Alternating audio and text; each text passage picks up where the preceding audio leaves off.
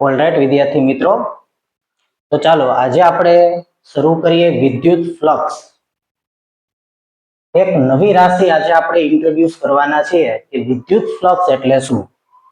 વિદ્યુત ફ્લક્સ નામની રાશિ આપણે લઈએ એ પહેલા આપણે એક ક્ષેત્રફળ સદિશ નામની રાશિને જો સમજીએ કે ક્ષેત્રફળ એક સદિશ રાશિ છે કે અદિશ રાશિ. તો ઘણા વિદ્યાર્થીઓ છે એ ક્ષેત્રફળને અદિશ રાશિ ગણતા હોય છે, પણ વાસ્તવમાં જે છે એ ક્ષેત્રફળ છે એક સદિશ રાશિ છે.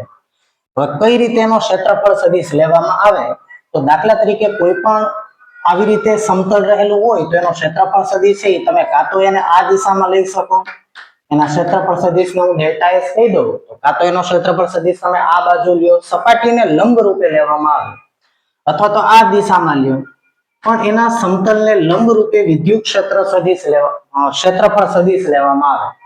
બરાબર છે. દાખલા તરીકે જુઓ તો આ એક સમતલ સપાટી હોય આવી રીતે, તો હવે આ જે સમતલ સપાટી છે તો આનો ક્ષેત્રફળ સદિશ આપણે લેવો હોય તો આ રીતે સમતલ હોય તેનો ક્ષેત્રફળ સદિશ એને લંબ રૂપે બહાર તરફ લેવાય, અથવા તો એનો ક્ષેત્રફળ સદિશ જે છે એ લંબ રૂપે અંદર તરફ લેવામાં આવે. જો આ સમતલ આવી રીતે હોય તો આનો ક્ષેત્રફળ સદિશ ઉપર તરફ અથવા નીચે તરફ લંબ રૂપે લઈ શકાય, અને જો આવી રીતે હોય આ સપાટી તો કાં તો આમ લઈ શકાય અથવા તેને લંબ રૂપે આ રીતે લઈ શકાય. તો યાદ રાખજો કે ભાઈ ક્ષેત્રફળ છે એ એક સદિશ રાશિ છે અને એની દિશા જે છે એ એને સમતલને લંબ રૂપે લેવામાં આવે. ફરીવાર, ક્ષેત્રફળ સદિશ રાશિ છે અને ક્ષેત્રફળની દિશા એના સમતલને લંબ રૂપે લેવામાં આવે. એક આ વાત થઈ.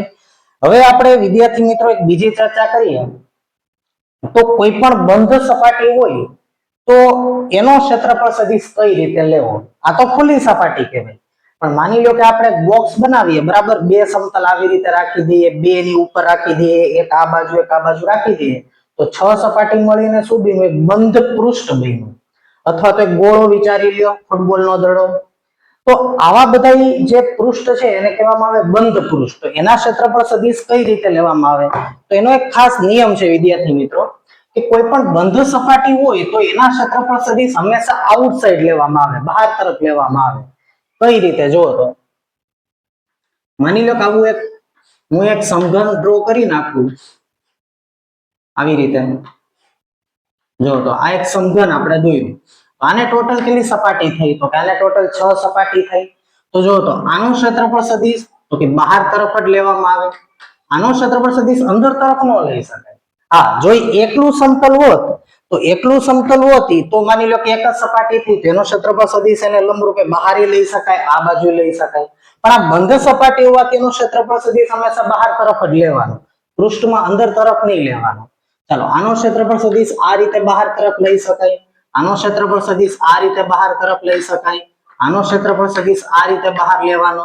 એ જ રીતે આ સામેની બાજુ છે એનો ક્ષેત્રફળ સદિશ બહાર તરફ અને પાછળની બાજુનો અંદર તરફ લેવામાં આવે. તો કોઈ પણ બંધ સપાટી હોય તેના ક્ષેત્રફળ સદિશ હંમેશા એને લંબ રૂપે બહાર તરફ લઈ શકાય. બીજી વાત આપણે ગોળા માટે કરીએ તો ગોળો બંધ સપાટી કહેવાય.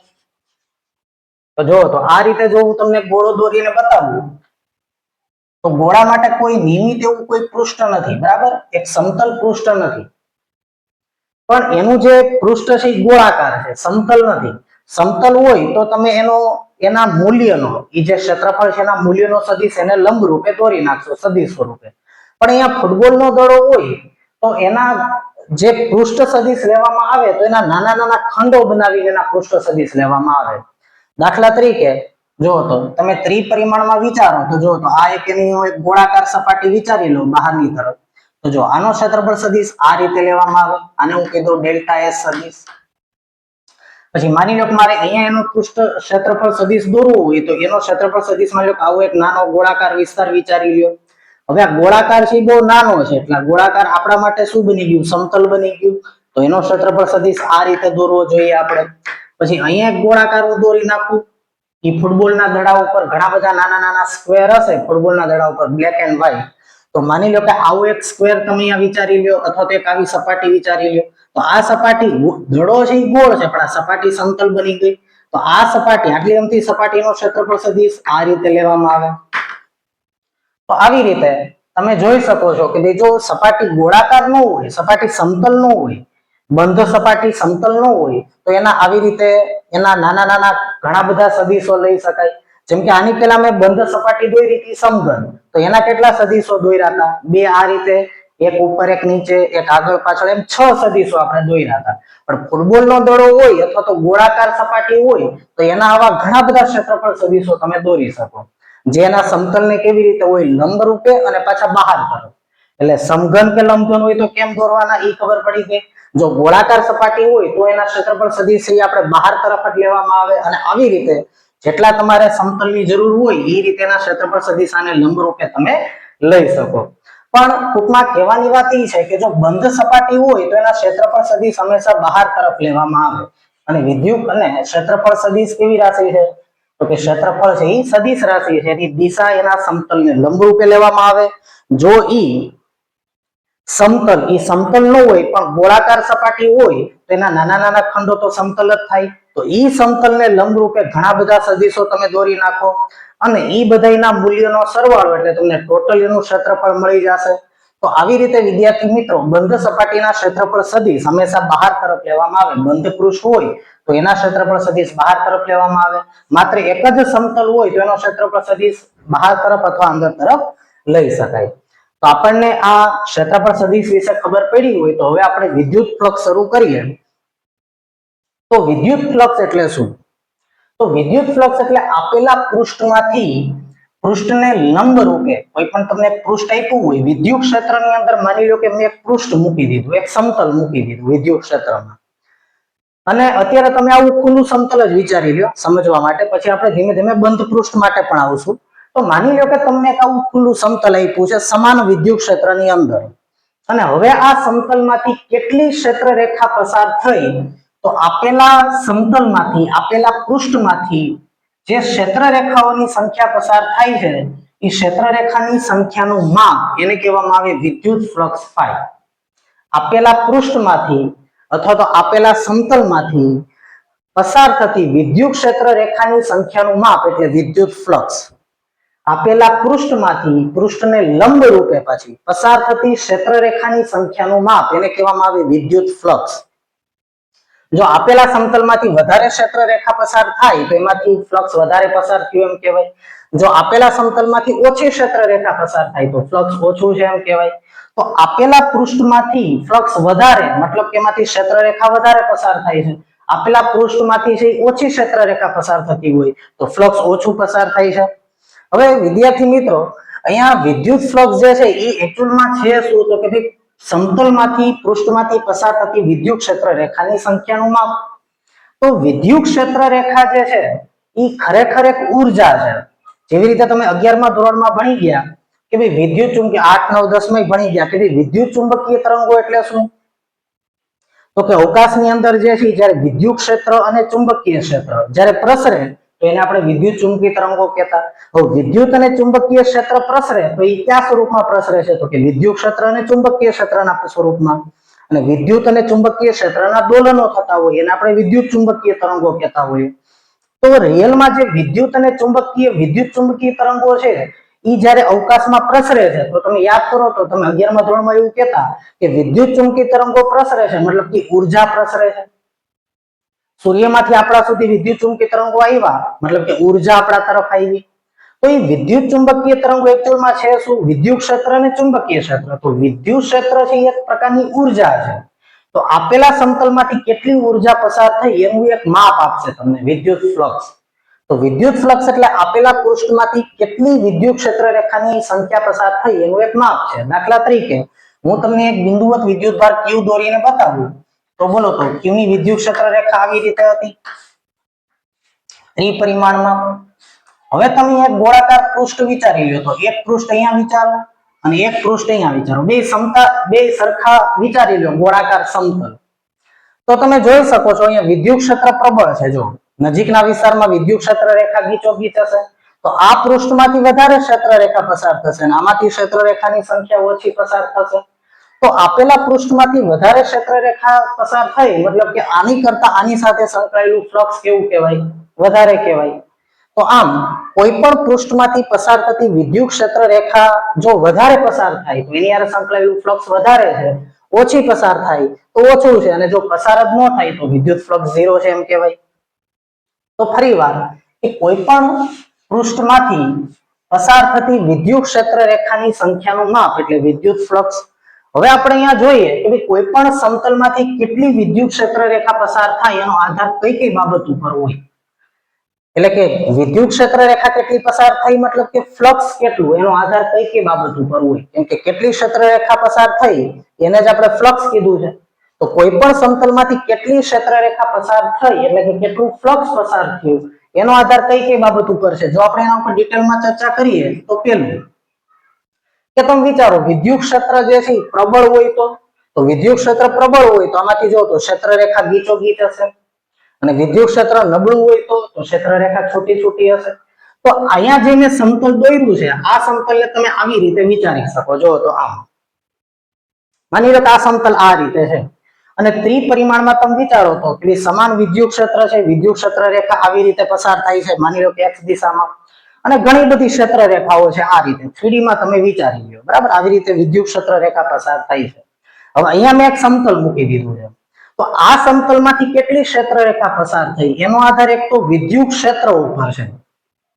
માની લો કે 5 ન્યૂટન પર કુલમ વિદ્યુત ક્ષેત્ર હોય તો માની લો કે આમાંથી 50 ક્ષેત્ર રેખા મેં દોરી નાખી. કેમ કે વિદ્યુત ક્ષેત્ર રેખા કેટલી દોરવી એ મારા હાથમાં છે. તો 5 ન્યૂટન પર કુલમ એટલે મેં 50 ક્ષેત્ર રેખા દોરી છે. એટલે કે માની લો કે આ સમતલમાંથી 50 ક્ષેત્ર રેખા પસાર થઈ. હવે વિચારો કે આ જ વિસ્તારમાં 5 ન્યૂટન પર કુલમ ની બદલે 10 ન્યૂટન પર કુલમ વિદ્યુત ક્ષેત્ર હોય તો હવે તો પેલા મેં 50 રેખા દોરી હોય તો હવે મારે 100 રેખા દોરવી પડે. કેમ કે જેમ વિદ્યુત ક્ષેત્ર પ્રબળ એમ ક્ષેત્ર રેખાની સંખ્યા વધારે. કેમ કે વિદ્યુત ક્ષેત્ર રેખા ગીચોગીચ વિદ્યુત ક્ષેત્ર વધારે તો જેમ વિદ્યુત ક્ષેત્ર પ્રબળ હશે એમાં સમતલમાંથી વધારે વિદ્યુત ક્ષેત્ર રેખા પસાર થશે. તો ફાઈ જે છે કેટલી ક્ષેત્ર રેખા પસાર થઈ એક તો એ વિદ્યુત ક્ષેત્રના મૂલ્ય ઉપર આધાર રાખશે. જો અહીંયા વિદ્યુત ક્ષેત્ર હું એમ કહું કે અહીંયા વિદ્યુત ક્ષેત્ર થી ડબલ થઈ ગયું તો ક્ષેત્ર રેખા મારે ડબલ દોરવી પડશે. વિદ્યુત ક્ષેત્ર થી ઘટી ગયું તો ક્ષેત્ર રેખા ઓછી દોરવી પડશે. તો ઓછી દોરું તો જો આ સમતલમાંથી પસાર થતી ક્ષેત્ર રેખાની સંખ્યા ઘટી જશે. વિદ્યુત ક્ષેત્ર પ્રબળ કરી નાખું તો અહીંયા મેં કેટલી રેખા દોરી જો તો 1 2 3 4 5 એની બદલે માનો કે હું વિદ્યુત ક્ષેત્ર ડબલ કરી નાખું તો ક્ષેત્ર રેખા મેં 10 દોરી તો આમાંથી વધારે ક્ષેત્ર રેખા પસાર થશે. તો આમ આ જે વિસ્તાર છે આખા વિસ્તારમાંથી વિદ્યુત ક્ષેત્ર રેખા પસાર થાય છે એવું તમે માની લ્યો બરાબર. આખા વિસ્તારમાંથી અનંત વિસ્તારમાંથી આ દિશામાં એમાં મેં આવડું અમતું સમતલ રાખી દીધું તો આ સમતલમાંથી આટલી રેખા પસાર થઈ પણ વિદ્યુત ક્ષેત્ર પ્રબળ હોત તો આમાંથી વધારે રેખા પસાર થાત. કેમ કે ક્ષેત્ર રેખાઓ ગીચોગીચ હોત તો આમાંથી વધારે પસાર થાત. તો પેલું તો ફ્લક્સનો આધાર છે વિદ્યુત ક્ષેત્ર ઉપર હોય. બીજું કે માની લો કે આવા અનંત વિસ્તારમાંથી વિદ્યુત ક્ષેત્ર રેખા પસાર થાય છે એવું તમે માની લો આખા રૂમમાંથી આ રીતે વિદ્યુત ક્ષેત્ર પસાર થાય છે. હવે મેં પેલા માની લો કે સમતલ આવડું રાખ્યું તો આમાંથી 50 રેખા પસાર થઈ. હવે વિચારો હું આ સમતલ આની કરતા મોટું દોરી નાખું તો માની લો કે આનાથી હું 4 ગણું મોટું સમતલ લઉં તો આમાંથી વધારે ક્ષેત્ર રેખા પસાર થશે. કેમ કે એની અંદરથી વિદ્યુત ક્ષેત્ર રેખાની સંખ્યા વધી ગઈ વધારે ઉર્જા આમાંથી પસાર થશે. તો ફ્લક્સનો બીજો આધાર કોની ઉપર છે તો કે ભાઈ ક્ષેત્રફળ ઉપર. તો કે જે પૃષ્ઠ સાથે સંકળાયેલું તમે ફ્લક્સ શોધવા માંગો છો માની લો કે હું એમ કહું કે આ પૃષ્ઠમાંથી કેટલી ક્ષેત્ર રેખા પસાર થઈ એને કહેવાય આ પૃષ્ઠનું ફ્લક્સ. તો પૃષ્ઠ એટલે કે આ સમતલનું જેટલું ક્ષેત્રફળ વધારે હશે એટલું ફ્લક્સ એમાંથી વધારે પસાર થાય એટલી ક્ષેત્ર રેખા એમાંથી વધારે પસાર થતી હશે. ફરીવાર કે જેટલું સમતલ મોટું હશે માની લો કે આ સમતલ આવડું છે આનાથી હું 2 ગણું મોટું સમતલ લઉં તેમાંથી વધારે ક્ષેત્ર રેખા પસાર થતી હશે. કેમ કે આખા રૂમમાંથી વિદ્યુત ક્ષેત્ર રેખા પસાર થઈ રહી છે. મારે તો માત્ર આની સાથે સંકળાયેલું ફ્લક્સ શોધવું છે કે આમાંથી કેટલી ક્ષેત્ર રેખા પસાર થાય છે. તો તમે એક આવું એક સમતલ વિચારી લ્યો તો આ સમતલમાંથી છે પેલા જેટલી ક્ષેત્ર રેખા પસાર થતી હતી તો જો હું મોટું સમતલ લઉં તેમાંથી વધારે ક્ષેત્ર રેખા પસાર થઈ એટલે આ સમતલ સાથે સંકળાયેલું ફ્લક્સ વધી ગયું. તો આમ કોઈ પણ પૃષ્ઠ કોઈ પણ સમતલમાંથી પસાર થતી ક્ષેત્ર રેખાનો આધાર કોની ઉપર છે તો પેલું તો વિદ્યુત ક્ષેત્ર રેખાની પ્રબળતા ઉપર. વિદ્યુત ક્ષેત્ર પ્રબળ હશે તો ક્ષેત્ર રેખા ગીચોગીચ હશે તો આટલા વિસ્તારમાંથી વધારે ક્ષેત્ર રેખા પસાર થશે. બીજું કે જો હું મોટું સમતલ લઉં તો મોટું સમતલ હોય માની લો કે આખા બોર્ડ ઉપર હું આવી લાઈન દોરી નાખું જો આ સમતલ મોટું દોર્યું તો એમાંથી માની લો 5 ની બદલે 10 રેખા પસાર થાત તો પૃષ્ઠ સાથે સંકળાયેલું ફ્લક્સ વધી ગયું. અને ત્રીજું કે અહીંયા શું લખ્યું છે કે આપેલા પૃષ્ઠમાંથી પૃષ્ઠને લંબ રૂપે પસાર થતી ક્ષેત્ર રેખાની સંખ્યા જો આ બધી લંબ રૂપે પસાર થાય છે. હવે માની લો કે આ સમતલ હોય એમાંથી ક્ષેત્ર રેખા પસાર થાય છે થોડુંક અહીંયા હું તમને આકૃતિ દોરીને સમજાવું. તો માની લો કે આવી રીતે છે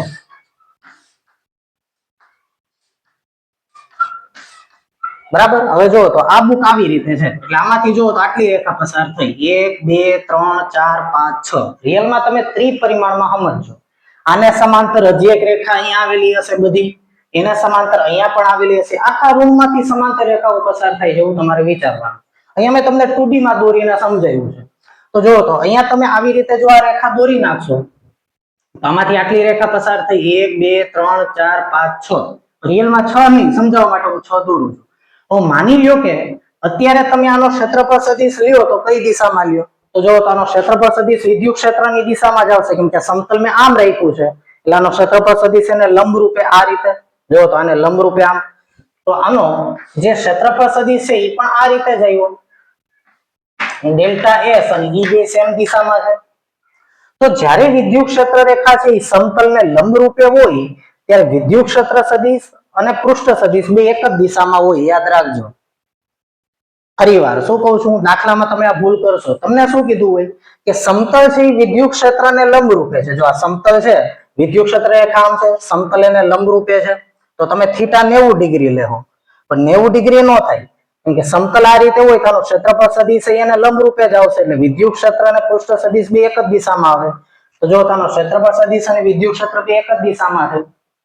હવે શું થશે એટલે બે વચ્ચેનો ખૂણો 0.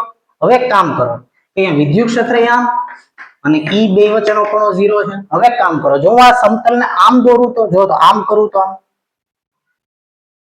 જો મેં સમતલને આમ કર્યું તો હવે તમે જોઈ શકો છો કે પેલા આમાંથી કેટલી રેખા પસાર થતી હતી? 1 2 3 4 5 6. હવે જો આમાંથી 4 જ રેખા પસાર થઈ. હજી આ સમતલને હું આમ નમાવતો જાઉં, બરાબર, તો જો ક્ષેત્ર રેખામાંથી ઓછી પસાર થાય ને આમ કરું તો આમાંથી એક પણ ક્ષેત્ર રેખા પસાર થતી નથી, જોઈ શકો છો તમે. જો આ સમતલ આમ હોય અને વિદ્યુત ક્ષેત્ર આ દિશામાં હોય તો આમાંથી એક પણ ક્ષેત્ર રેખા પસાર નહીં થાય. ઘણા વિદ્યાર્થીને વિચાર આવતો હશે કે સર આ આવી રીતે જે રેખા જતી હશે આની અંદરથી તો પસાર થઈ ને, આની અંદરથી પસાર થવું એટલે શું? આવી રીતે આની અંદરથી પસાર થવી જોઈએ. જો આ ફ્રેમ છે ને એની અંદરથી પસાર થવી જોઈએ.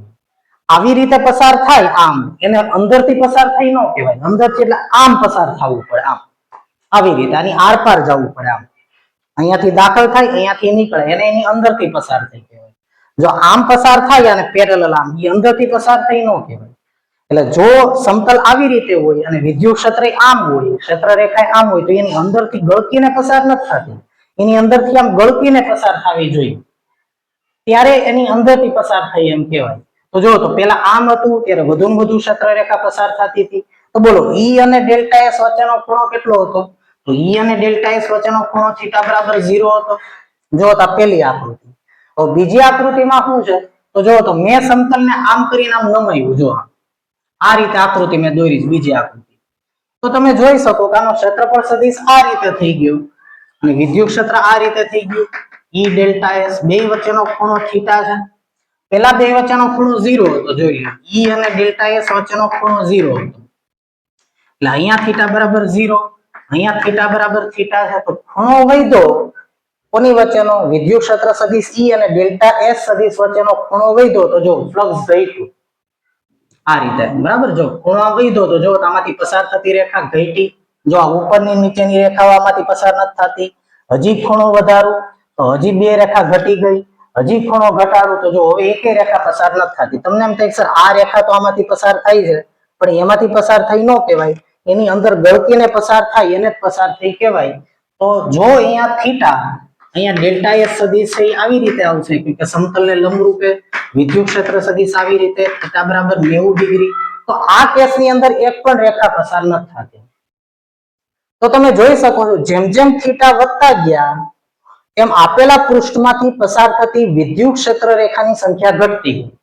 ફરીવાર હું વાક્ય બોલું છું, સાંભળો કે જેમ જેમ સદિશ ઈ અને પૃષ્ઠ સદિશ ડેલ્ટા એસ, વિદ્યુત ક્ષેત્ર સદિશ ઈ ડેલ્ટા એસ સદિશ ડેલ્ટા એસ, પૃષ્ઠ સદિશ ડેલ્ટા એસ બે વચ્ચેનો ખૂણો જેમ જેમ વધતો જાય છે તેમ તેમ આમાંથી પસાર થતી ક્ષેત્ર રેખાની સંખ્યા એટલે કે ફ્લક્સ, પૃષ્ઠ સાથે સંકળાયેલું ફ્લક્સ એ ઘટતું જાય છે. તો ફ્લક્સ નો આધાર કઈ કઈ બાબત ઉપર હોય? તો કે ફ્લક્સ નો આધાર θ ઉપર હોય. θ એટલે કોણ? તો કે વિદ્યુત ક્ષેત્ર સદિશ ઈ અને પૃષ્ઠ સદિશ ડેલ્ટા એસ વચ્ચેનો ખૂણો. તો અહીંયા આપણે એવું લખી શકીએ કે ફ્લક્સ નો આધાર કેટલી બાબત ઉપર છે? તો કે આપેલા પૃષ્ઠ સાથે સંકળાયેલું વિદ્યુત ફ્લક્સ એક તો એના વિદ્યુત ક્ષેત્ર કેટલું છે એની ઉપર આધાર રાખશે. પછી ફ્લક્સ નો બીજો આધાર છે એ કોની ઉપર છે તો કે જેટલો મોટો એરિયા હશે એટલું વધારે ફ્લક્સ પસાર થશે. અને એનો ત્રીજો આધાર કોની ઉપર છે થીટા ઉપર. ત્રીજો આધાર એનો થીટા ઉપર છે. પણ પ્રશ્ન એ આવે છે હવે આપણે આ ત્રણેયને કમ્બાઈન કરવા છે. ફ્લક્સ નો આધાર આ ત્રણ બાબત ઉપર છે. હવે આપણે ત્રણેયને એક સાથે કમ્બાઈન કરવા છે. પણ પ્રશ્ન એ છે કે જેમ થીટા વધે એમ ફ્લક્સ ઘટતું ગયું. જો અહીંયા ફ્લક્સ મહત્તમ, અહીંયા ફ્લક્સ ઘટ્યું અને અહીંયા ફ્લક્સ 0 થઈ ગયું આ પૃષ્ઠ સાથે સંકળાયેલું. તો તમે મને એ કહો કે એવું કયું વિધેય કે જેમાં થીટા વધે તો વિધેયની કિંમત ઘટે. જેમ થીટા વધે એમ વિધેયની કિંમત ઘટવી જોઈએ. કેમ કે મારે ફ્લક્સ નો આધાર આ ત્રણેય ઉપર છે એટલે આ ત્રણેયને મારે કમ્બાઈન કરવા છે. પણ થીટા વધે છે તો ફ્લક્સ ઘટે છે એટલે થીટાને મારે એવા વિધેયના રૂપમાં લખવું પડે કે જેમાં થીટા વધે તો એ વિધેયની કિંમત એ રાશિની કિંમત ઘટાડવી જોઈએ. તો કયું વિધેય કે જેમાં થીટા વધે તો ઈ વિધેયની કિંમત ઘટે એવું કોસ વિધેય છે. જો cos 0 મહત્તમ 1, પછી cos 30, cos 45, cos 90 એ 0 થઈ જશે. તો જેમ જેમ ઈ cos વિધેયની કિંમત વધતી જાય છે એમ એમ ઈ વિધેયની કિંમત ઘટાડે છે. તો અહીં થીટા વધે છે એમ રાશિની કિંમત ઘટાડે છે ફ્લક્સ નામની રાશિની. તો અહીંયા આપણે cos થીટા સાથે આ વિધેયને આપણે જો લિંક કરીએ તો હવે જો તો ફ્લક્સ જે છે એને આપણે આવી રીતે લખી શકીએ E ડેલ્ટા S અને થીટાને કયા વિધેય સાથે લેવું પડે cos વિધેય સાથે. તો જો તો અહીંયા આપણે ફ્લક્સને કઈ રીતે લખી શકીએ તો phi બરાબર જો તો અહીંયા હું લખું તેથી આ ત્રણેયને કમ્બાઈન કરું તો શું લખી શકું કે phi બરાબર E ડેલ્ટા S અને cos થીટા આવી રીતે. બરાબર. તો phi નો આધાર આ ત્રણ બાબત ઉપર હતો તો ત્રણે ત્રણને મેં લિંક કર્યા તો phi બરાબર E delta S cos theta. અને તમે જાણો છો E delta S cos theta ને આપણે શું લખી શકીએ યાદ કરો તો AB cos થીટા હોય તો શું લખતા સદિશ A ડોટ સદિશ B. તો અહીંયા E delta S cos theta તો અહીંયા આવી ગયા E ડોટ ડેલ્ટા S અને આપણે આવી રીતે લખી શકીએ. તો જો તો અહીંયા મેં એવું સૂત્ર લખ્યું છે phi બરાબર E dot delta S. phi નો આધાર ફરી એકવાર બોલી જાવ E ઉપર આધાર રાખશે, વિદ્યુત ક્ષેત્ર સદિશ ઉપર, પૃષ્ઠ સદિશ ડેલ્ટા S ઉપર આધાર રાખશે અને બે વચ્ચેના ખૂણા ઉપર આધાર રાખશે. પણ કયા વિધેય પ્રમાણે ફ્લક્સ આવશે cos વિધેય પ્રમાણે.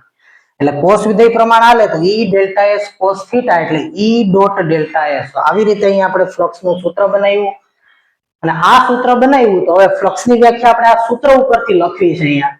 તો આપણે શું લખી શકીએ તો કે આપેલ પૃષ્ઠ સદિશ સદિશ E તથા વિદ્યુત ક્ષેત્ર સદિશ ડેલ્ટા S ના અદિશ ગુણાકારને પૃષ્ઠ સાથે સંકળાયેલું શું કહેવાય વિદ્યુત ફ્લક્સ phi કહે છે.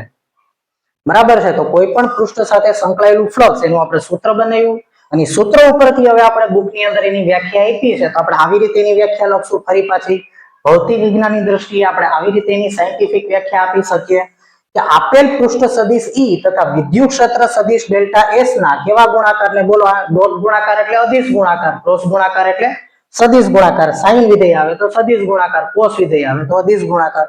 તો આપેલ પૃષ્ઠ સદિશ E અને વિદ્યુત ક્ષેત્ર સદિશ ડેલ્ટા S ના અદિશ ગુણાકારને તે પૃષ્ઠ સાથે સંકળાયેલું વિદ્યુત ફ્લક્સ phi કહે છે. અને તેથી phi બરાબર શું સૂત્ર બની ગયું E ડોટ ડેલ્ટા S. બોલો તો phi બરાબર E ડોટ ડેલ્ટા S અને અદિશ ગુણાકાર આવે તો phi કેવી રાશિ હશે અદિશ રાશિ હશે. તો જો અહીં આપણે લખ્યું કે વિદ્યુત ફ્લક્સ અદિશ રાશિ છે. એનો એકમ બોલી જાઓ વિદ્યુત ક્ષેત્રનો એકમ ન્યૂટન પર કુલમ અને આનો એકમ મીટર સ્ક્વેર તો ન્યૂટન મીટર સ્ક્વેર પર કુલમ. પછી યાદ કરો તો વિદ્યુત ક્ષેત્રનો બીજો એકમ હતો વોલ્ટના છેદમાં મીટર અને આનો એકમ મીટર સ્ક્વેર. તો વોલ્ટના છેદમાં મીટર ઇન્ટુ મીટર સ્ક્વેર એક વાર મીટર ઉડી ગયા બીજો એકમ એનો થશે વોલ્ટ ઇન્ટુ મીટર. ઓકે. તો વિદ્યાર્થી મિત્રો અહીંયા આપણે સમજ્યા કે ભાઈ જો વ્યવસ્થિત રીતે અહીંયા ત્રણે ત્રણ પૃષ્ઠ હતા એ સમતલીય આકૃતિ હતી. પણ હવે ફ્લક્સ એટલે તો કોઈ પણ પૃષ્ઠ સાથે સંકળાયેલું ફ્લક્સ કેમ કે પૃષ્ઠમાંથી પસાર થતી ક્ષેત્ર રેખાની સંખ્યા પૃષ્ઠ તો અનિયમિત હોઈ શકે. દરેક વખતે પૃષ્ઠ હોય એ સમતલ હોય જરૂરી નથી. તો જો તો અહીંયા કે જો પૃષ્ઠ અનિયમિત આકારનું હોય તો જો તો પૃષ્ઠ અનિયમિત હોય તો શું થશે તો આ જ વિદ્યુત ક્ષેત્રની અંદર જો આવું અનિયમિત પૃષ્ઠ મૂકી દઉં માનો કે અર્ધ ગોળાકાર મેં અહીંયા મૂકી દીધું તો અર્ધગોળાકાર જો અહીંયા મૂકી દઉં તો વિદ્યુત ક્ષેત્ર સદિશ અને ઈ વચ્ચેનો ખૂણો છે ઈ સમગ્ર સપાટી માટે એક સરખો નથી રહેતો. જો અહીંયા તો જો તો બધાય એક સમતલીય આકૃતિ છે એટલે એનો ડેલ્ટા એસ સદિશ તો એને લંબરૂપે આમ જ આવ્યો અને સદિશ ઈ તો આમ જ છે. પણ અહીંયા તમે વિચારો તો આનું સમતલ અર્ધગોળાકાર છે અને વિદ્યુત ક્ષેત્ર સદિશ હંમેશા પૃષ્ઠને લંબ રૂપે આવે. તો જો વિદ્યુત ક્ષેત્ર સદિશ હંમેશા પૃષ્ઠને લંબ રૂપે આવે તો અહીંયા જે છે ઈ આપણે આ સમતલ નિયમિત ન હોવાથી આપણે કઈ રીતે ક્ષેત્રફળ સદિશ આના લઈ શકીએ તો મેં તમને સમજાવ્યું હતું. જો કે આપણે સમગ્ર પૃષ્ઠ માટે બરાબર સમગ્ર પૃષ્ઠ હશે એના આવા ડેલ્ટા એસ નાના નાના ખંડો વિચારી લઉં આખા પૃષ્ઠ માટે. તો જો તો અહીંયા મેં ખાલી તમને સમજાવવા માટે અહીંયા કેટલા ચાર ખંડો લીધા. માની લો કે પેલો ખંડ આપણે વિચારી લઈએ કે ભાઈ માની લો કે એનો આ ગોળાકાર ખંડ વિચાર્યો એનો ક્ષેત્રફળ સદિશ ડેલ્ટા એસ અને વિદ્યુત ક્ષેત્ર સદિશ ઈ આમ છે. અહીંયા બીજો ખંડ વિચારી લઈએ. જો તો આ નાનો એવો ખંડ વિચારો એ સમતલ હશે અને કોઈ પણ સમતલ ખંડ હોય એનો ક્ષેત્રફળ સદિશ આમ ડેલ્ટા એસ વિદ્યુત ક્ષેત્ર જો અહીંયા આમ થયું. આ ખંડ માટે પૃષ્ઠ સદિશ આમ આવ્યું વિદ્યુત ક્ષેત્ર તો આમ જ છે. આ ખંડ માટે આમ આવ્યું વિદ્યુત ક્ષેત્ર તો આમ જ છે. તો આવા અનિયમિત પૃષ્ઠ હશે તો એને તમારે નાના નાના ખંડોમાં વહેંચી અને એના દરેકે દરેક નાના નાના ખંડના પૃષ્ઠ સદિશ મેળવી આવી રીતે અને પછી એનું ઈ ડેલ્ટા એસ કરવું પડે. તો ચાલો જો તો પેલા ખંડ માટે ઈ ડેલ્ટા એસ કરો તો મેં શું લખ્યું કે E1 ડોટ ડેલ્ટા S1. બીજા ખંડ માટે E2 ડોટ ડેલ્ટા S2. બરાબર. તમે આને જેમ ફૂટબોલના દડા ઉપર નાના નાના સ્ક્વેર હોય એવી રીતે આના નાના નાના સ્ક્વેર ની અંદર આખી સપાટીને ત્રિપરિમાણમાં વહેંચી નાખો અને એના પૃષ્ઠ સદિશો લંબ રૂપે દોરી લ્યો અને દરેકે દરેક ખંડ સાથે સંકળાયેલું વિદ્યુત એનો ક્ષેત્રફળ સદિશ વિદ્યુત ક્ષેત્ર તો અચળ જ છે. તો વિદ્યુત ક્ષેત્ર એનો પૃષ્ઠ સદિશ અને એમની વચ્ચેનો ખૂણો મેળવી અને દરેકે દરેક ખંડ જે સમતલ લાગશે નાના નાના ખંડો સમતલ હોય એ દરેકે દરેક ખંડ સાથે સંકળાયેલું વિદ્યુત ફ્લક્સ નાના નાના ખંડોનું વિદ્યુત ફ્લક્સ મેળવવું પડે. તો આનું વિદ્યુત ફ્લક્સ કેટલું આવ્યું E1 ડેલ્ટા S1. આનું વિદ્યુત ફ્લક્સ કેટલું આવ્યું E2 ડેલ્ટા S2. આનું વિદ્યુત ફ્લક્સ કેટલું આવ્યું E3 ડેલ્ટા S3. આવા n ખંડો કરી નાખ્યા. બરાબર છે. તો En ડેલ્ટા Sn અને પછી બધાનો સરવાળો કરી નાખો I બરાબર 1 to n ei dot delta Si. તો આવી રીતે જો પૃષ્ઠ અનિયમિત હોય તો તેના દરેક પૃષ્ઠખંડ સાથે સંકળાયેલું વિદ્યુત ફ્લક્સ મેળવવા એનો આપણે શું કરવું પડશે દરેક ખંડ સાથે સંકળાયેલું ફ્લક્સ મેળવી એનો બેઝિક સરવાળો કરી નાખવો પડશે. અને ઘણીવાર એવું બનતું હોય કે આવા ખંડો છે એ બહુ ઝાઝા બની જાય અને આટલા બધા ખંડો ઘણીવાર પૃષ્ઠ વધારે પડતું અનિયમિત હોય અથવા તો સમગ્ર મોટો ગોળો હોય તો એના બહુ નાના નાના નાના ખંડો સાથે સંકળાયેલું જો તમે ફ્લક્સ મેળવો જેમ કે મેં તમને ઓલી 6 સપાટી વાળો સમઘન બતાવ્યો હતો તો એમાં તમે 6 સપાટી હારે સંકળાયેલું ફ્લક્સ મેળવી શકો અને પછી તમે એનો સરવાળો કરી શકો. પણ જો વધારે પડતું પૃષ્ઠ અનિયમિત હોય તો એના નાના નાના ખંડો વિચારો દરેકે દરેક ખંડ માટે ઈ ડેલ્ટા એસ કરો અને એનો સરવાળો કરવા જાઓ તો આવા પદો બહુ વધી જાય અને જો વધી જાય તો તમને ખબર છે આપણે શું કરીએ છીએ તો એનું સંકલન કરી નાખવું પડે. તો એને આમે કરી શકાય. જો તો કે જો ડેલ્ટા એસ ટેન્ડ્સ ટુ 0 લેતા બરાબર તો જો અહીંયા ડેલ્ટા એસ ટેન્ડ્સ ટુ 0 લઈ લો બહુ નાના ખંડો હશે તો ફ્લક્સ ને આપણે આવી રીતે લખી શકીએ E ડોટ ડેલ્ટા ds. તો વિદ્યાર્થી મિત્રો ખરેખર ફ્લક્સ નું વ્યાપક સૂત્ર આ જ છે. આ જ તમે યાદ રાખજો. આ સૂત્ર બધે લાગુ પડે. આ સૂત્ર બધે લાગુ પડે. બરાબર. જો તો ઈ ને બાર લઈ લ્યો તો ઈ અચળ હોય તો ઈ ને બાર લઈ લ્યો. બોલો સંકલનમાં ds એટલે શું થાય ટોટલ પૃષ્ઠ. સંકલનમાં ds એટલે તમામ નાના નાના ખંડોનો સરવાળો. તો ડેલ્ટા s તો જો આવી ગયું E ડેલ્ટા s. એટલે વ્યાપક સૂત્ર આ છે EDS. એટલે જ્યાં તમે EDS પાડો ને ત્યાં યાદ રાખજો કે આ વિદ્યુત ફ્લક્સ છે. ખાસ યાદ રાખજો વિદ્યાર્થી મિત્રો. અહીંયા ભૂલ ન થવી જોઈએ. અહીંયા ભૂલ તમે જ્યારે પહેલું ચેપ્ટર ચાલી ગયા પછી આગળના ચેપ્ટરમાં જ્યારે આ કોન્સેપ્ટ આવશે ને ત્યારે તમે એમ વિચારશો કે આ શું આવી ગયું એમ. તો આ રિયલમાં જે છે EDS એટલે કઈ નહીં E ડેલ્ટા S જ છે. પણ એને લખવાની મેથડ આવી છે. આ વ્યાપક સૂત્ર છે એટલે લખવામાં આમ જ આવશે પછી આગળ જતા કે EDS સંકલનમાં EDS એટલે વિદ્યુત ફ્લક્સ. બરાબર. અને આને બોલવામાં શું આવે યાદ રાખજો. આને બોલવામાં એવું આવે કે વિદ્યુત ક્ષેત્રનું આપેલા પૃષ્ઠ પરનું પૃષ્ઠ સંકલન. વિચારો કેટલું અઘરું થયું આ. જ્યારે મેં તમને સમજાવ્યું ત્યારે આપણે શું કર્યું કે ભાઈ બધા ખંડોનું ફ્લક્સ મેળવી લ્યો, E1 delta S1 E2 delta S2 પછી બધાનો સરવાળો એટલે સંકલન થઈ ગયું. પણ જો આવી રીતે બોલવામાં આવે તો આપણે મૂંઝાઈ જઈએ કે આ વળી સર શું બોલી ગયા, પણ આ કાંઈ નથી રિયલમાં, આ E ડેલ્ટા S જ છે, પણ એને બોલવાનું આવી રીતે કે આપેલા પૃષ્ઠ માટે અથવા તો સમગ્ર પૃષ્ઠ માટે વિદ્યુત ક્ષેત્રનું પૃષ્ઠ સંકલન એટલે એને શું કહેવામાં આવે? વિદ્યુત ફ્લક્સ. બરાબર. તો વિદ્યુત ક્ષેત્રનું સમગ્ર પૃષ્ઠ પરનું પૃષ્ઠ સંકલન જો તો વિદ્યુત ક્ષેત્રનું સમગ્ર પૃષ્ઠ પરનું આ વિદ્યુત ક્ષેત્ર હતું, સમગ્ર પૃષ્ઠ પરનું આપણે શું કર્યું? પૃષ્ઠ સંકલન એટલે વિદ્યુત ફ્લક્સ. બોલવામાં કેટલું અઘરું લઈ ગયું, રિયલમાં ઈ એવું છે નહીં. બરાબર, એટલે સમજો ખાસ કે આ વસ્તુ રિયલમાં શું કહેવા માંગે. આ સૂત્રથી બીજું કઈ નથી, આ વિદ્યુત ફ્લક્સ જ છે, પણ એને બોલશું આપણે આગળ જતા આવી રીતે કે ભાઈ વિદ્યુત ક્ષેત્રનું સમગ્ર પૃષ્ઠ પરનું પૃષ્ઠ સંકલન ખાલી જગ્યા આપે છે, તો શું આપે છે? વિદ્યુત ફ્લક્સ. ઓકે વિદ્યાર્થી મિત્રો, અહીં આપણે સમતલીય સપાટી આવી સપાટી માટે વાત કરી લીધી. હવે આપણે બંધ સપાટી માટે થોડુંક સમજી લઈએ વિદ્યુત ફ્લક્સ માટે. તો વિચારો કે ભાઈ જો આવી એક બંધ સપાટી છે, ગોળો દોરીને મેં સમજાવ્યું છે તમને. જો આ બંધ સપાટી છે માની લ્યો કે, અને આ ક્યુ વિદ્યુતભાર એના કેન્દ્રમાં મૂકી દો. ધન વિદ્યુતભાર હોય તો ક્ષેત્ર રેખા બહાર નીકળતી હોય. માની લો કે 1 કુલમ વિદ્યુતભાર છે, તેમાંથી મેં 5 ક્ષેત્ર રેખા બહાર આવતી દોરી છે. બરાબર, કેટલી દોરવી આપણી રીતે આપણા ઉપર આધાર રાખશે. જેવી રીતે તમે ગ્રાફ બનાવો તો ગ્રાફમાં કેટલું સ્કેલ માપ લેવું એ તમે નક્કી કરો છો. એમ વિદ્યુત ક્ષેત્ર રેખા એક પ્રકારના નકશા જ છે, ગ્રાફ જ છે. બરાબર, જેમ કે આપણે ભારત દેશનો નકશો બનાવવો હોય તો એ નકશો છે આપણે નાનોય બનાવી શકીએ પ્રમાણ માપમાં, અને નકશો છે મોટી દિવાલમાં લગાડી શકીએ, એટલો મોટો બનાવી શકીએ. તો એવી રીતે અહીંયા મેં 5 રેખા દોરી છે 1 કુલમ વિદ્યુતભારમાંથી. માનો કે હવે આ જે પૃષ્ઠ છે બંધ પૃષ્ઠ, એમાંથી ક્ષેત્ર રેખા બહાર આવે છે. તો જો વિદ્યુત ક્ષેત્ર રેખા બહાર આવતી હોય ને પૃષ્ઠમાંથી, તો ફ્લક્સ હંમેશા ધન જ હોય. phi is greater than 0, flux ધન કહેવાય. અને જો ક્ષેત્ર રેખા અંદર જતી હોય તો ફ્લક્સ ઋણ કહેવાય. અને જો ક્ષેત્ર રેખા એમાંથી પસાર જ ન થતી હોય અથવા તો જેટલી દાખલ થતી હોય એટલી સામે બહાર આવતી હોય તો ફ્લક્સ 0 કહેવાય. જો તો અહીંયાથી બહાર આવી એટલે ફ્લક્સ ધન, અહીંયા ઋણ વિદ્યુતભાર છે તો ઋણ વિદ્યુતભાર માટે શું શીખવાડ્યું હતું કે ઋણ વિદ્યુતભારમાં ક્ષેત્ર રેખાઓ દાખલ થતી હોય, ધનમાંથી બહાર નીકળે, ઋણમાં હંમેશા દાખલ થતી હોય. તો જો તો આ પૃષ્ઠમાં ક્ષેત્ર રેખા દાખલ થઈ આ ફ્લક્સ માઈનસ કહેવાય. બરાબર, બહાર નીકળે તો ધન, દાખલ થાય તો ઋણ. તો અહીંયા વિચારો તો જો આની અંદર વિદ્યુતભાર છે જ નહીં, જો વિદ્યુતભાર બહાર છે.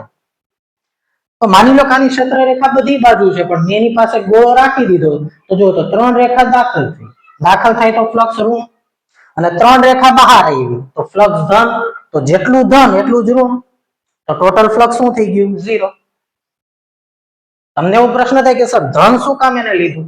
એનું કારણ એ વિદ્યાર્થી મિત્રો, જો તો તમે અહીંયા સમગ્ર ગોળાને નાના નાના પૃષ્ઠખંડોમાં વેચો તો જો માની લો હું એક નાનો એવો બરાબર ફૂટબોલના દડામાં એક સ્ક્વેર હોય એવી રીતે હું એક નાનો એવો એક ઉપર ગોળાકાર સપાટી વિચારી લઉં. આનો ક્ષેત્રફળ સદિશ કઈ રીતે આવશે? તો આનો ક્ષેત્રફળ સદિશ ડેલ્ટા એસ આમ જ આવશે, અને વિદ્યુત ક્ષેત્ર આમ જ છે. જો E અને ડેલ્ટા એસ વચ્ચેનો ખૂણો શું થયો? 0. તો ફ્લક્સ શું આવ્યું? E ડેલ્ટા એસ, કેમ કે E ડોટ ડેલ્ટા એસ એટલે E delta S cos theta. Theta એટલે E અને ડેલ્ટા એસ વચ્ચેનો ખૂણો, એ તો 0 છે જો અહીંયા, તો E ડેલ્ટા એસ. હવે અહીંયા શું થશે તો કે આ સપાટી માટે આમ જ થશે. જો તો E અને ડેલ્ટા એસ બે એક જ દિશામાં છે, તો અહીંયા વિદ્યુત ફ્લક્સ E ડેલ્ટા એસ, અહીંયા વિદ્યુત ફ્લક્સ E ડેલ્ટા એસ, બધી જગ્યાએ ખૂણો 0 જ છે, જોઈ શકો છો તમે. E delta S E delta S, અને આ બધા E ડેલ્ટા એસ નો સરવાળો આપણે કરવો નથી, પણ તમે કોમન સેન્સ થી વિચારો તો કે આ બધાયના સરવાળા જો હું કરું તો આન્સર મને ધન મળી જાય, પણ અહીંયા આન્સર ઋણ મળશે. શું કામ ઋણ મળશે? કારણ કે જો બંધ પૃષ્ઠ હોય તેના ક્ષેત્રફળ સદિશ બહાર તરફ લેવાના કીધા હતા મેં તમને. તો જો તો અહીંયા તમે ક્ષેત્રફળ સદિશ લ્યો તો આનો ક્ષેત્રફળ સદિશ બહાર તરફ અને વિદ્યુત ક્ષેત્ર અંદર તરફ. તો બોલો E અને ડેલ્ટા એસ વચ્ચેનો ખૂણો 180 ડિગ્રી થયો કે નહીં? કેમ કે વિદ્યુત ક્ષેત્ર આમ, ડેલ્ટા એસ આમ. તો કરો તો આ સૂત્ર પ્રમાણે E ડેલ્ટા એસ એ E delta S cos 180, cos theta એટલે cos 180, તો cos 180 એટલે તો -1 છે, તો અહીંયા માઈનસ E ડેલ્ટા એસ આવ્યા. પછી આ પૃષ્ઠ માટે જોવો તો અહીંયા વિદ્યુત ક્ષેત્ર સદિશ આમ આવ્યો અને વિદ્યુત ક્ષેત્ર અંદર બે વચ્ચેનો ખૂણો 180. અહીંયા એમ જ થશે, વિદ્યુત ક્ષેત્ર સદિશ બહાર તરફ ડેલ્ટા એસ, વિદ્યુત ક્ષેત્ર અંદર આવ્યું, પૃષ્ઠ સદિશ બહાર આવ્યો, તો અહીંયા ખૂણો 180 આવ્યો. તો બધી જગ્યાએ જો તો ખૂણા 180 ના બનશે. તો આ ફ્લક્સ આ બધાય સાથે સંકળાયેલું ફ્લક્સ હોય, જો તમે એનો સરવાળો કરો તો બધાય પદોનો આન્સર માઈનસ માં જ આવે છે, તો ટોટલ આન્સર માઈનસ માં આવશે. એટલે અહીંયા ફ્લક્સ માઈનસ આવ્યું, એટલે કે ફ્લક્સ ઋણ. એટલે જો બંધ પૃષ્ઠમાં ક્ષેત્રરેખા દાખલ થતી હોય તો ફ્લક્સ માઈનસ માં, યાદ રાખજો. જો બંધ પૃષ્ઠમાંથી ક્ષેત્રરેખા બહાર જતી હોય તો ફ્લક્સ ધન આવશે. અને ત્રીજું કે જો વિદ્યુતભાર ઘેરાતો ન હોય બંધ પૃષ્ઠ વડે, ખાસ યાદ રાખજો કે જો બંધ પૃષ્ઠ વડે વિદ્યુતભાર ઘેરાતો ન હોય, અહીંયા બંધ પૃષ્ઠ વડે વિદ્યુતભાર ઘેરાયેલો હતો, જો આ ક્યુ છે, આ બંધ પૃષ્ઠની અંદર હતો એટલે ફ્લક્સ ધન મેળવ્યું. અહીંયા માઈનસ ક્યુ બંધ પૃષ્ઠની અંદર છે એટલે ફ્લક્સ ઋણ મેળવ્યું. પણ અહીંયા જોવો તો કે વિદ્યુતભાર થી બહાર છે, અંદર નથી, જો આ બેમાં અંદર હતો એટલે ફ્લક્સ મેળવ્યું આપણને. પણ અહીંયા વિદ્યુતભાર બહાર હોય તો શું થાય, તો જેટલી રેખા દાખલ થાય એટલી જ રેખા બહાર આવતી હોય, તો જેટલું ફ્લક્સ અહીંયા ધન આવ્યું એટલું જ ફ્લક્સ અહીંયા ઋણ આવ્યું, તો ટોટલ ફ્લક્સ શું થયું, 0 થયું. તો કોઈ પણ બંધ પૃષ્ઠ હોય ને એની અંદર વિદ્યુતભાર હોય ને, બંધ પૃષ્ઠ માટેની જ વાત આવે છે, ખુલ્લા પૃષ્ઠ માટેની વાત નથી આવતી, આના માટેની વાત નથી. આ તો ખુલ્લું પૃષ્ઠ કહેવાય, બરાબર. એમાં તો આપણે ડાયરેક્ટ ઈ ડેલ્ટા એસ જ કરવાના છે. તો જો બંધ પૃષ્ઠની જ વાત કરું કે બંધ પૃષ્ઠની અંદર વિદ્યુતભાર હોય તો જ એમાંથી ક્ષેત્રરેખા કાં તો બહાર નીકળે અને કાં તો ક્ષેત્રરેખા દાખલ થતી હોય. જો એની અંદર જ વિદ્યુતભાર નથી, બરાબર, જો આવી રીતનો કેસ હોય તો જેટલી ક્ષેત્રરેખા દાખલ થાય એટલી ક્ષેત્રરેખા બહાર આવતી હોય, અને જેટલી દાખલ થાય એટલી ક્ષેત્રરેખા બહાર આવતી હોય તો ફ્લક્સ હંમેશા 0 જ થશે. તો બંધ પૃષ્ઠની અંદર જો કોઈ વિદ્યુતભાર નહીં હોય તો હંમેશા એના વડે એની સાથે સંકળાયેલું ફ્લક્સ 0 જ આવે. જો એની અંદર વિદ્યુતભાર ઘેરાયેલો હશે, એની અંદર વિદ્યુતભાર રહેલો હશે તો જ એની હારે સંકળાયેલું ફ્લક્સ હશે. બંધ પૃષ્ઠની જ વાત કરીએ છીએ અત્યારે આપણે. અને એમાં પણ જો ક્ષેત્રરેખા બહાર આવતી હોય બંધ પૃષ્ઠ માટે તો ફ્લક્સ ધન, જો ક્ષેત્રરેખા દાખલ થતી હોય તો ફ્લક્સ ઋણ, અને જો વિદ્યુતભાર એના વડે ઘેરાયેલો નહીં હોય તો ફ્લક્સ 0 થઈ જશે. ખુલ્લા સમતલ માટે તો ફ્લક્સ ધન જ લેવાના હોય, કેમ કે આપણે સ્વતંત્ર હોઈએ, કાં તો ક્ષેત્રફળ સદિશ આમ લ્યો કાં તો આમ લ્યો. એટલે ક્ષેત્રફળ સદિશ આપણે વિદ્યુત ક્ષેત્રની દિશામાં જ લેતા હોઈએ, એટલે એમાં તો ફ્લક્સ આપણે ધન જ લઈ લેતા હોઈએ. એમાં તો વિદ્યુતભાર ઘેરાવાનો કોઈ સવાલ નથી, અંદરના ભાગમાં વિદ્યુતભાર હોવાનો કોઈ સવાલ નથી. એટલે અહીંયા જે આપણે ચર્ચા કરી માત્ર બંધ પૃષ્ઠ માટેની કે જો બંધ પૃષ્ઠની અંદર વિદ્યુતભાર હશે તો ફ્લક્સ મળશે, અંદર વિદ્યુતભાર નહીં હોય તો ફ્લક્સ નહીં મળે. ક્ષેત્રરેખા બહાર જતી હશે તો ફ્લક્સ ધન, દાખલ થતી હશે તો ફ્લક્સ ઋણ, અને જો વિદ્યુતભાર ઘેરાયેલો નહીં હોય તો ફ્લક્સ 0 મળશે. આમ કોઈ પણ બંધ પૃષ્ઠ હોય તો તેની સાથે સંકળાયેલું વિદ્યુત ફ્લક્સ ધન, શૂન્ય કે ઋણ હોઈ શકે. ક્યારે, તો એની આપણે આકૃતિ દોરી નાખી. એની ઉપરથી આપણે એવું સમજી શકીએ કે જો વિદ્યુતભાર છે બંધ પૃષ્ઠ વડે ઘેરાયેલો હશે એટલે કે એની અંદર વિદ્યુતભાર હશે તો જ એમાંથી ફ્લક્સ પસાર થશે. પછી પ્લસ એ હોઈ શકે, માઇનસ એ હોઈ શકે, ફ્લક્સ તો જ પસાર થાય. જો એના વડે વિદ્યુતભાર ઘેરાયેલો નહીં હોય તો એમાંથી ફ્લક્સ પસાર થશે નહીં. તો વિદ્યાર્થી મિત્રો, આજના લેક્ચરમાં આપણે વિદ્યુત ફ્લક્સ વિશે ડિટેલમાં ચર્ચા કરી. તો વિદ્યુત ફ્લક્સ ઉપરથી એક અગત્યનું આપણે આખા ચેપ્ટરનું વેરી મોસ્ટ આઈએમપી જે કન્સેપ્ટ છે ગોસનો નિયમ, એ આપણે આવતા લેક્ચરમાં લેવાના છીએ. અને ગોસના નિયમમાં આપણે એ જ સાબિત કરવાના છીએ, બંધ પૃષ્ઠ માટેનો જ નિયમ છે ગોસનો નિયમ, કે કોઈ પણ બંધ પૃષ્ઠ વડે વિદ્યુતભાર ઘેરાયેલો હોય તો જ એમાંથી ફ્લક્સ પસાર થાય. જો બંધ પૃષ્ઠમાં વિદ્યુતભાર ઘેરાયેલો ન હોય તો ફ્લક્સ 0 હોય. ઓકે, હાલો, તો આ આપણે બાદબાકી કરી નાખીએ કે ભાઈ જો વિદ્યુતભાર ઘેરાયેલો ન હોય તો ફ્લક્સ 0 જ હોય. તો જો વિદ્યુતભાર ઘેરાયેલો હોય તો એમાં ફ્લક્સ અહીંયા ધન હશે ને અહીંયા માઈનસ હશે. તો કેટલું હશે? જો કોઈ પણ બંધ પૃષ્ઠની અંદર વિદ્યુતભાર હશે તો જ એમાંથી ફ્લક્સ પસાર થતું હશે, તો એ ફ્લક્સ કેટલું હશે? અહીંયા માઈનસ છે તો અહીંયા ઋણ આવ્યું, પણ કેટલું? અહીંયા ધન આવ્યું તો કેટલું? તો એ નિયમ છે ગોસ નામના વૈજ્ઞાનિકે આપ્યો કે કોઈ પણ બંધ પૃષ્ઠની અંદર જો વિદ્યુતભાર હશે તો જ એમાંથી ફ્લક્સ પસાર થાય બંધ પૃષ્ઠમાંથી, તો જ ક્ષેત્રરેખા કાં તો બહાર આવશે અને કાં દાખલ થશે. એટલે કે તો જ એ બંધ પૃષ્ઠ સાથે ફ્લક્સ સંકળાયેલું હશે. તો એની અંદર વિદ્યુતભાર ઘેરાયેલો હોય તો જ એમાંથી ફ્લક્સ પસાર થશે. તો એ ફ્લક્સ કેટલું હશે? તો એની આપણે ગણતરી આવતા લેક્ચરમાં કરશું. એને જ ગોસનો નિયમ કહેવામાં આવે અને આપણા આખા ચેપ્ટરમાં સૌથી અગત્યનો નિયમ છે ગોસનો નિયમ. બરાબર છે, તો તેની ચર્ચા આપણે આવતા લેક્ચરમાં કરશું. અત્યારે તમારે આટલું વ્યવસ્થિત રીતે સમજી લેવાનું છે. જો આ આવડશે તો જ આવતો લેક્ચર આવડશે. આજના લેક્ચર ઉપર જ પૂરેપૂરું ડિપેન્ડન્ટ છે એ ગોસનો નિયમ છે. એટલે આજનો લેક્ચર જેને આવડશે એને જ આવતીકાલનો લેક્ચર આવડશે. એટલે વ્યવસ્થિત રીતે સમજી લેજો. હજી એક બે વાર વ્યવસ્થિત પાકું કરવું હોય તો કરી લેજો, પછી જ આની પછીનો લેક્ચર જોવાનો છે. ઓકે વિદ્યાર્થી મિત્રો, થેન્ક યુ.